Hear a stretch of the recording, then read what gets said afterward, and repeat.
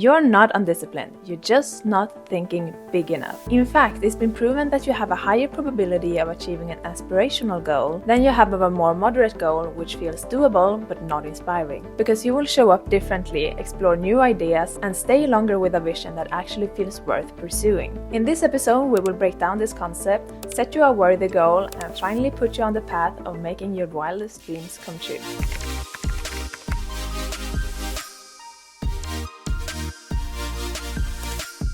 Hi, and welcome back to the Visionary Podcast. My name is Ylva Sands, and I am so happy to have you here. We as human beings tend to underestimate how much we are actually capable of achieving. If you run or go to the gym or do any other kind of physical exercise, you've likely experienced this before. When you first look at the challenge from the start, you estimate how much you think your body can handle. But as you keep pushing yourself with one more rep or one more mile, you soon realize that you're actually capable of going much further than you originally thought. This being said, there is really no limit to how much success you can achieve. There's only the logical reasoning around what seems reasonable for you as a normal person. But once we move beyond that limit and aim for a higher goal, the brain starts working in different ways. A common example of this is the story about Roger Bannister and the 4-minute mile. For decades it was believed that it was humanly impossible to run a mile in under 4 minutes. Scientists even claimed that the strain would be too much for the human body to handle and that the lungs and the heart would give out. But then in 1954, Roger Bannister, a 25-year-old medical student, ran the mile in 3 minutes and 59 seconds. And what's fascinating is what happened after. In just 46 days, another runner broke the same record, and soon after that, a dozen more. So the moral that is often drawn from this is that once the mind accepts something as possible,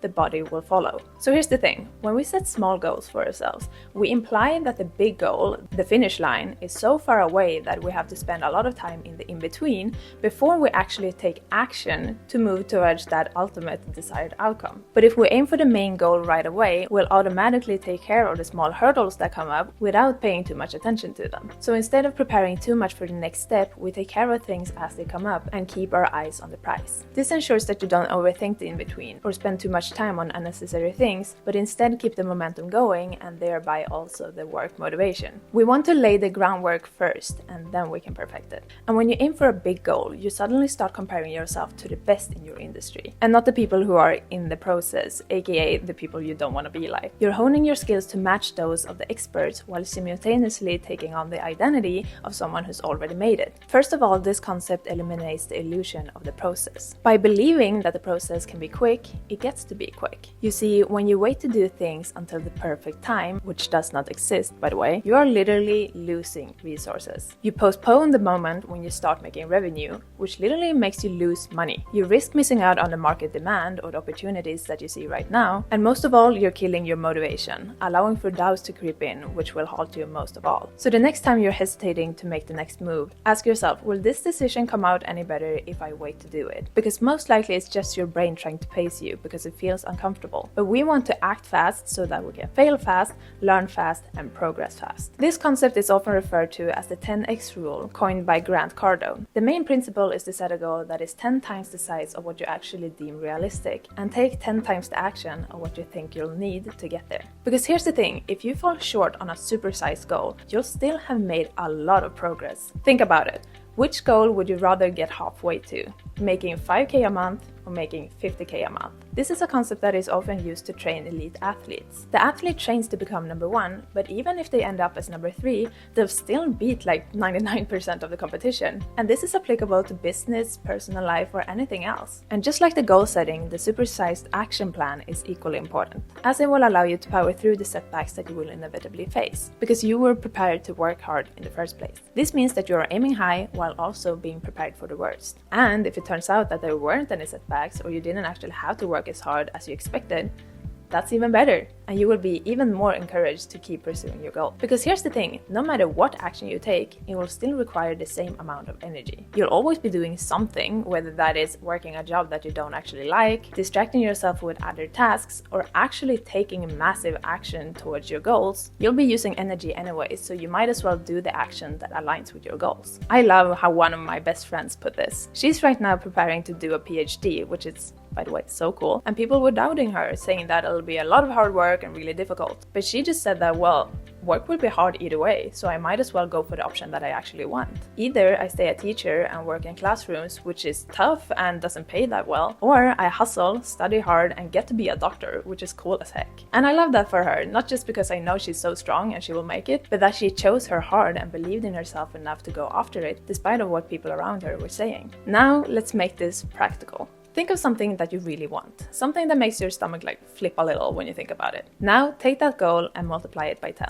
So if your current goal is to make 5,000 a month, set it to 50,000. If you want to find your dream partner in 2 years, set it to 6 months. And if you want to gain 10,000 followers, set it to 100,000. The point isn't to be delusional, it's to force your brain to look for a different strategy. A bigger goal requires new action, new creativity, and a new version of you. Then ask yourself, what would I need to do to achieve this goal? And then you multiply that by 10. Not necessarily the workload, but the intention. So if your plan was to post a few videos a week on Instagram, also create a strategy to cross-post on different platforms, repurpose content, engage with and collaborate with other creators. If you were going to pitch 10 clients, pitch 100. If you were going to build a portfolio that would impress your peers, build one that impresses your idols. And if you were going to start with making one small digital product, create 10, see which one does best, and plan a marketing campaign that will bring in 10 times as many sales. Instead of playing it safe, you make the move that feels slightly out of reach. And yes, it will require more hard work, but the main idea is to think bigger, collapse timelines, and choose the path that requires courage instead of comfort. It's about moving as someone who already knows they're going to win.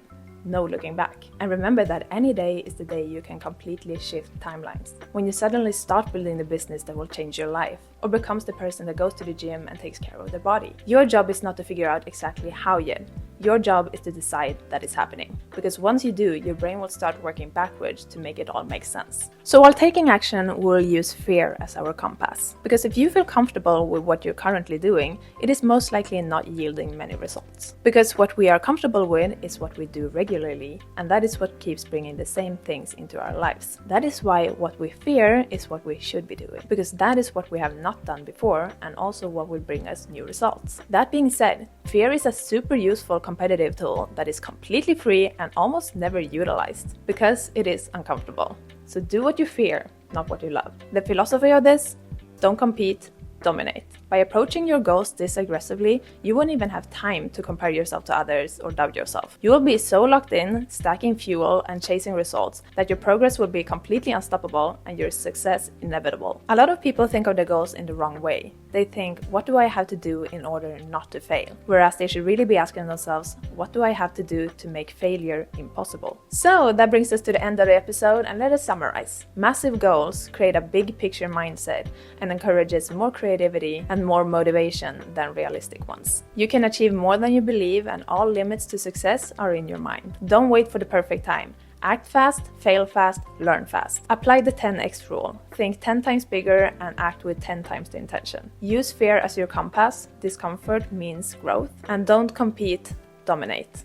Make your success inevitable. And that concludes yet another episode of the Visionary Podcast. Thank you so much for being here. As always, I appreciate you so much. If you haven't already, make sure to subscribe on YouTube and follow the podcast on Spotify. And you can also follow me on Instagram at @ylvasands, where I upload more film, creative work, and just personal things. So I hope I'll see you in the next episode. And until then, take care. Bye!